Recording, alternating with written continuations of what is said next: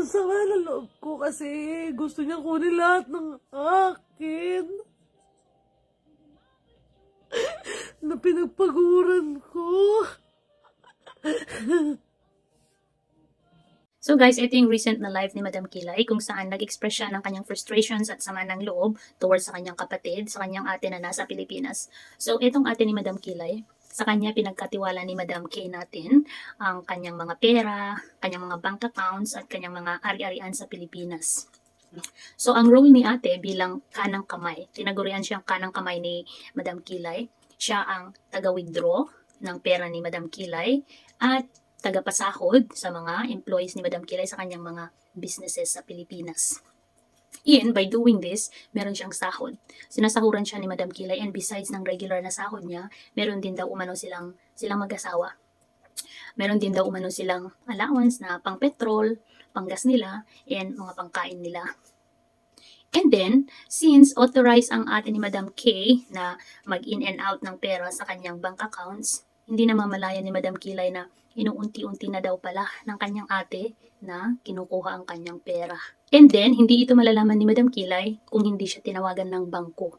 So for your information guys, si Madam Kilay ay nakatira sa Amerika. So tinawagan siya ng bangko kasi we're talking about millions. Okay, milyones ang pera ni Madam Kilay na gustong angkinin ng kanyang ate. At ang sabi pa daw ng ate niya, kikitain mo pa naman itong mga nakuha ko at kukunin ko pa. Siya yung pinakakanang kamay ko sa mga properties na meron ako.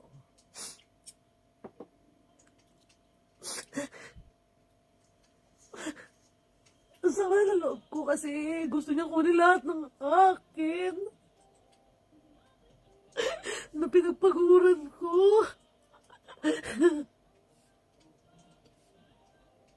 Alam mo yun? Simula naging Madam Kilay ako, parang utang na loob ko daw sa kanya yung narating ko.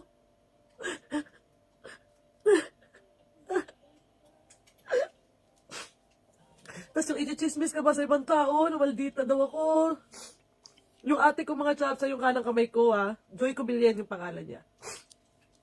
Siya yung kanang kamay ko na siya, yung binigyan ko ng posisyon na mag-behalf on me dyan sa Pilipinas kasi wala ako dyan.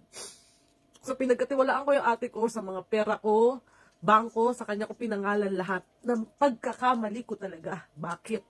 Bakit ko pinagkatiwala? Kasi nga kapatid mo eh. Akala mo, mapagkakatiwalaan mo kasi kapatid mo. Sa lahat ng pera ko sa kanya nakapangalan. Okay? Then, lumago yung business ko, lumago yung maraming salamat Panginoon Lord, lumago yung business ko. Ngayon, siyempre, ang tao nasisilaw sa pera. Inuunti-unti pala ako ng ate ko, hindi ko alam.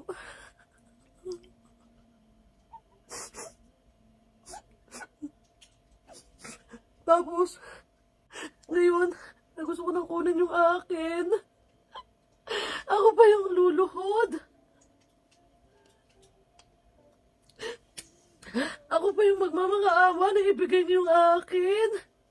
Milyon yung pera ko na gusto niya maging kanya. Hindi lang yun eh.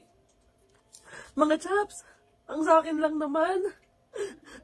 Bakit kailangan ko pang lumuhod? Diba?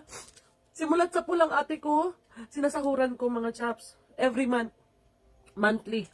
May sahod yan siya. Monthly. Ang trabaho lang ng kapatid ko is pumunta ng bangko, mag-withdraw, magpasahod sa mga empleyado ko. Pero may sahod din siya.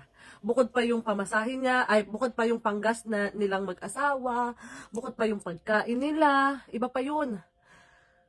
It's so sad. Ang hirap ng sitwasyon niya, no? Na ganito yung nangyari sa mga pinagpaguran niya. Tapos nasa Amerika siya and she's been trying to contact her sister. Nag-uusap daw sila and then suddenly blinak siya ng kanyang kapatid. So wala siyang ibang option kundi mag-resort sa pagla-live para maiparating yung gusto niyang sabihin sa kanyang ate.